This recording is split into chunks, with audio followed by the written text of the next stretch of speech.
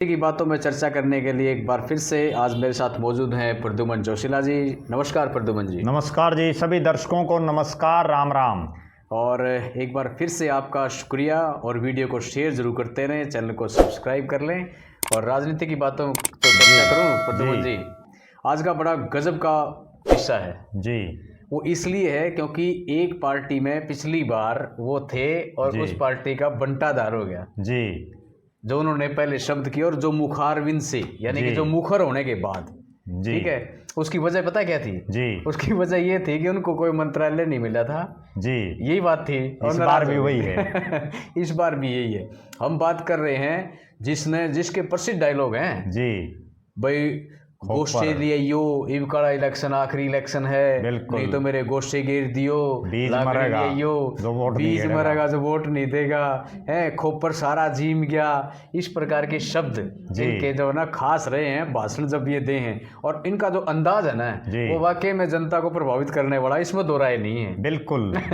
मैं बात कर रहा हूँ दादा राम कुमार गौतम की, जो इस बार बीजेपी में शामिल हुए, और बीजेपी में शामिल होते ही उनको टिकट मिली सफेदों से जी। और सफेदों में उन्होंने एक इतिहास रचने का काम किया है, क्योंकि सफेदों का एक इतिहास रहा है कि औरत है कोई भी बाहरी कैंडिडेट नहीं जीत पाता पिछले कई साल तक। बिल्कुल, बड़ी बड़ी उनसे तो राजनीतिक रूप से जिनका बहुत बड़ा नाम था श्रीमती सुषमा स्वराज जी, उनकी जो बहन थी डॉक्टर वंदना शर्मा, और वो बीजेपी की आंधी में चुनाव हार गई। बिल्कुल।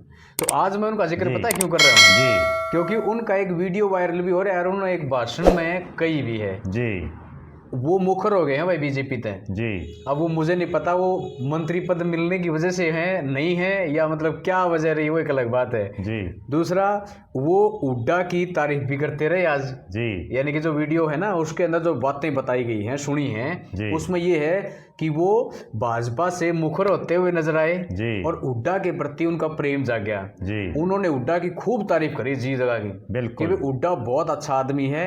और मैं इनने जो 5-6 चुनाव हुए थे 10-12 दिनों ने खूब मतलब विशेष शब्द उनके प्रति कहे, वो तो बल्कि एक सच्चे देशभक्त हैं, चौधरी रणवीर सिंह के बेटे हैं। उन्होंने इस तरह की बातें आज जो ना कही हैं, तो कितने न कितने मतलब जो ना एक चर्चा का विषय जरूर बन गया। बिल्कुल, बिल्कुल। आप क्या कहेंगे? देखो, निश्चित रूप से मेरा सबसे पहले तो यही कहना है कि नायब सैनी साहब जाग जाओ।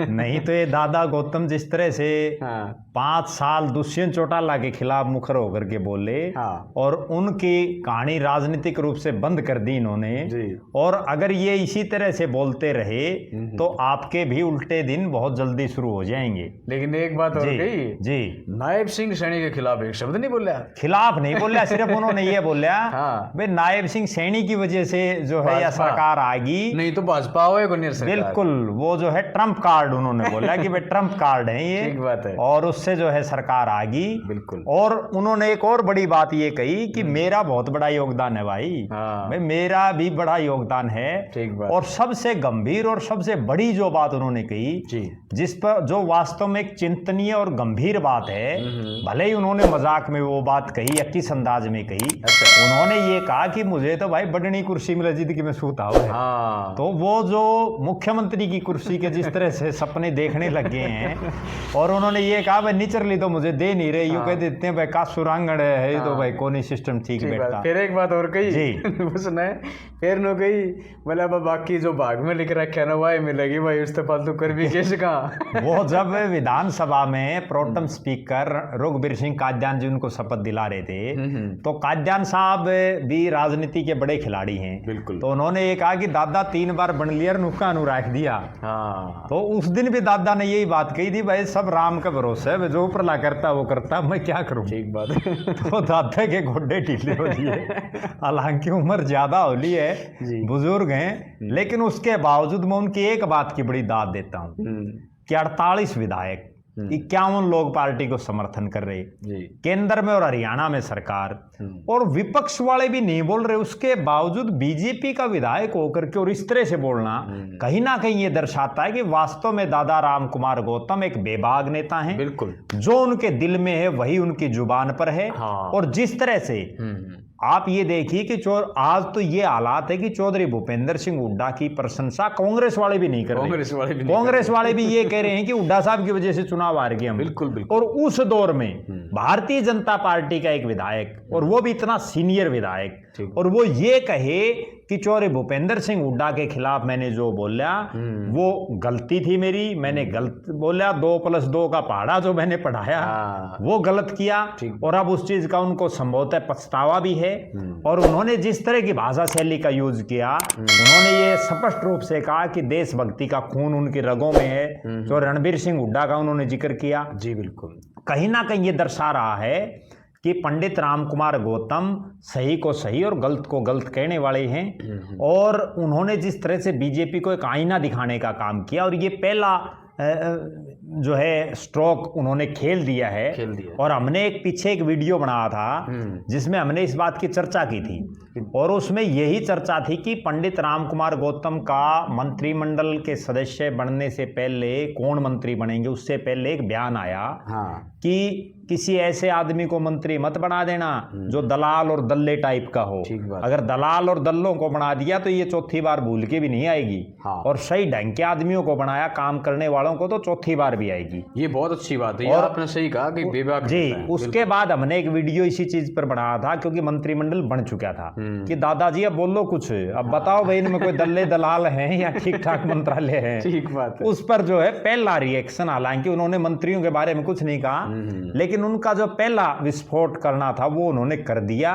और उन्होंने ये दर्शा दिया कि भले ही कोई हालात और कोई परिस्थिति हो, पंडित रामकुमार गौतम ना दबेगा, ना झुकेगा, ना रुकेगा, उसके मुंह में जो चीज है वो बोलेगा। और वास्तव में जब वो बोल रहे थे ये बातें तो लोग तालियां भी बजा रहे थे। ठीक बात। ये वाकया हुआ कब? जब पंडित रामकुमार गौतम, चूंकि इस बार उनको नारनौंद की बजाय सफेदों से पार्टी ने टिकट दी, और वो सफेदों में विपरीत हालातों में चुनाव जीते। चुनाव जीतने के बाद नारनौंद जो उनकी जन्मभूमि है, जहां से वो 2 बार पहले विधायक भी रहे हैं, वहां उनका एक अभिनंदन समारोह किया गया था। उसमें उन्होंने ये स्पष्ट रूप से तमाम बातें बेबाक तरीके से बोली, और जिसमें उन्होंने ये स्पष्ट कहा कि भारतीय जनता पार्टी की सरकार बनाने में मेरा एक योगदान है। और उन्होंने ये कहा कि मैंने जिस तरह का माहौल बनाया, एक बहुत जबरदस्त वाक्य उन्होंने यूज किया कि हुड्डा पार्टी, उन्होंने कांग्रेस का कहीं जिक्र नहीं किया, वो बार बार हुड्डा पार्टी बोल रहे थे। और यही हुड्डा पार्टी का जब चीज चली पूरे प्रदेश में, इसी से कांग्रेस की हार हुई, क्योंकि लोगों के दिमाग में सिर्फ एक ही चीज बैठ गई कि कांग्रेस सिर्फ हुड्डा साहब तक सीमित हो गई है। ये एक बहुत बड़ी स्ट्रेटेजी का हिस्सा भारतीय जनता पार्टी का था, जिसमें उन्होंने केवल कांग्रेस को टारगेट नहीं करके भूपेंद्र सिंह हुड्डा को टारगेट किया। और हुड्डा को टारगेट करने से फायदा ये हुआ कि कांग्रेस में ही जो लोग भूपेंद्र सिंह हुड्डा के खिलाफ थे उनको एक अलग प्लेटफॉर्म मिल गया। ठीक बात है। बहुत से जब इस चीज का जैसे सही ढंग से विश्लेषण करेंगे तो आप देख लेना डांडा साहब, बड़ी संख्या में ऐसे कांग्रेसी मिलेंगे जिनने भारतीय जनता पार्टी को वोट किया मिलेगा, जो कांग्रेस की टिकट तक भी मांग रहे थे। ऐसे लोग भी मिल सकते हैं, उन्होंने नहीं तो उनके परिवार ने कर दिया होगा कहीं ना कहीं, वरना ऐसी क्या नौबत आ गई कि कांग्रेस की इतनी आंधी और उसके बावजूद उसके प्रत्याशी हार रहे हैं। ठीक बात। तो कहीं ना कहीं है दाढ़ में काढ़ा, और जिसकी तरफ रामकुमार गौतम जी ने स्पष्ट इशारा भी कर दिया। और उन्होंने आज कल जो ये बात भी उन्होंने क्लियर, जो उनके शब्दों से लग रहा था कि अगर गौतम साहब को कुछ नहीं दिया तो अब वो रुकने वाले नहीं हैं, क्योंकि अब उनका फर्स्ट गियर में गाड़ी शुरू हो गई है। जो बंद गाड़ी थी वो उन्होंने स्टार्ट कर दी है। अब वो आगे 5वें गियर तक कितनी चलाते हैं वो समय बताएगा।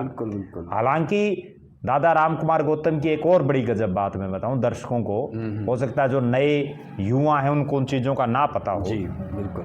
पंडित रामकुमार गौतम का एक राजनीतिक इतिहास रहा है।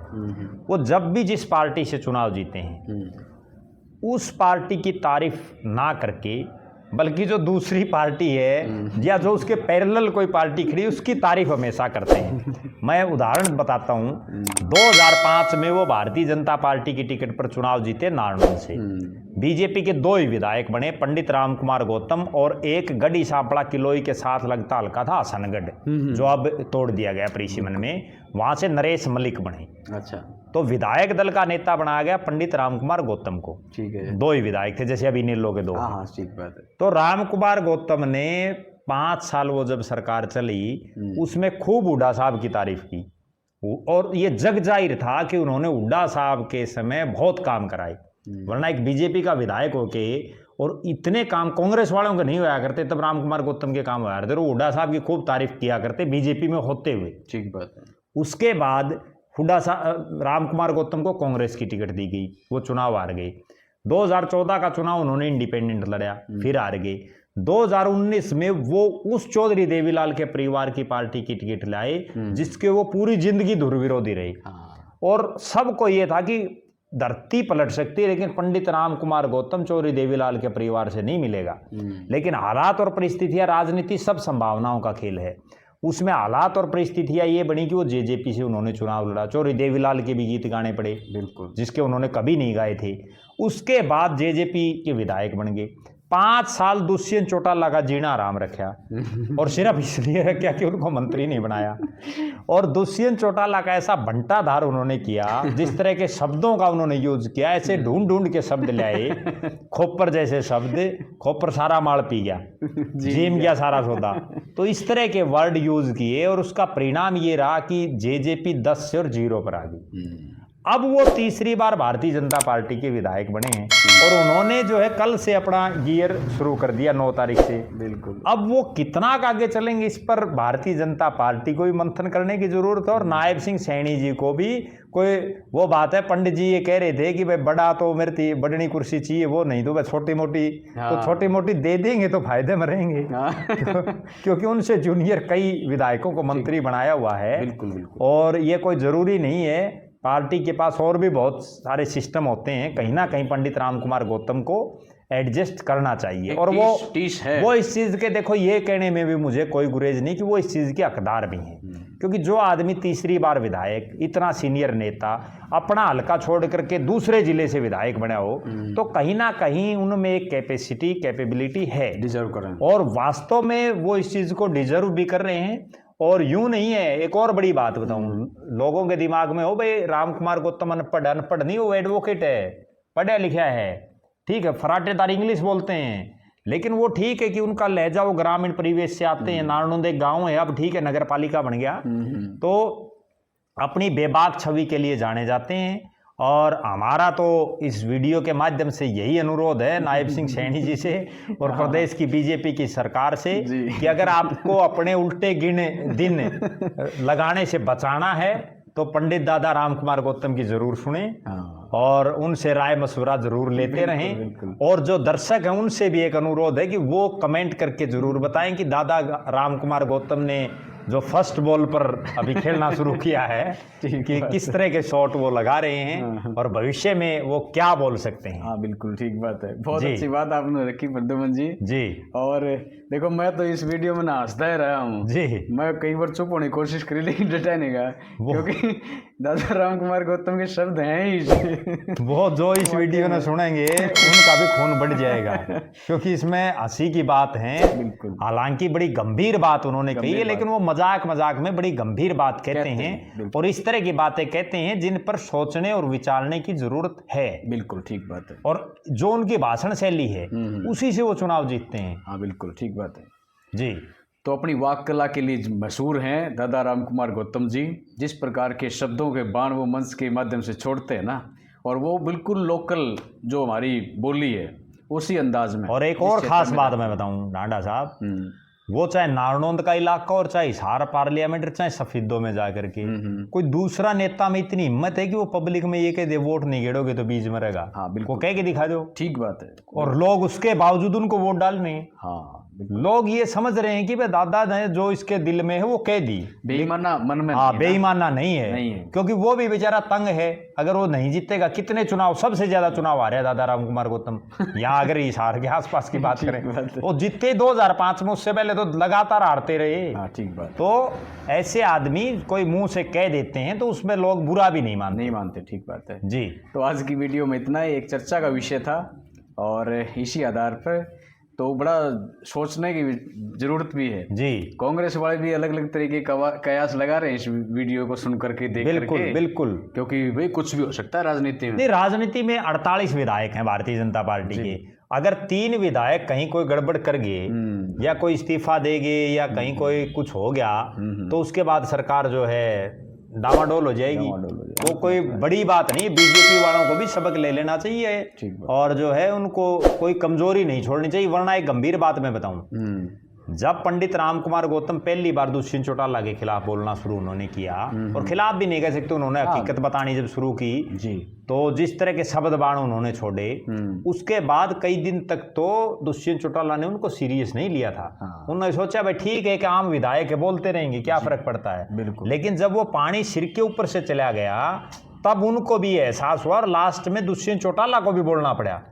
नहीं तो कई दिन तो वो उनकी बातों पर का जवाब नहीं दिया था उन्होंने, ठीक बात, लास्ट में उन्होंने बोलना पड़ा। बिल्कुल। लेकिन तब तक पानी सिर के ऊपर से जा चुका था। सीरियस ना लेना भी बहुत बड़ी कमी है। जी बिल्कुल राजनीति में सीरियस लेना चाहिए। अब वो क्या बोल रहे थे, सही बोल रहे थे, गलत बोल रहे थे, वो तो दादा राम कुमार गौतम और दुष्यंत चौटाला जाने, लेकिन सीरियस लेना बड़ा जरूरी है। अगली वीडियो इसे बनाएंगे जी कि नेता लोग जनता को बेवकूफ बनाते हैं, सीरियस नहीं लेते, जनता सीरियस होती है जी बिल्कुल, वो अंदर खाते अपनी सेटिंग रखते हैं जी। तो इस पे अगला वीडियो बनेगा जी। तो आज की वीडियो में इतना ही, फिर मिलेंगे एक नई वीडियो में और एक नई विषय के साथ में। तब तक के लिए मैं संजय लांडा और प्रद्युमन जी आपसे लेते अनुमति। सभी को राम राम।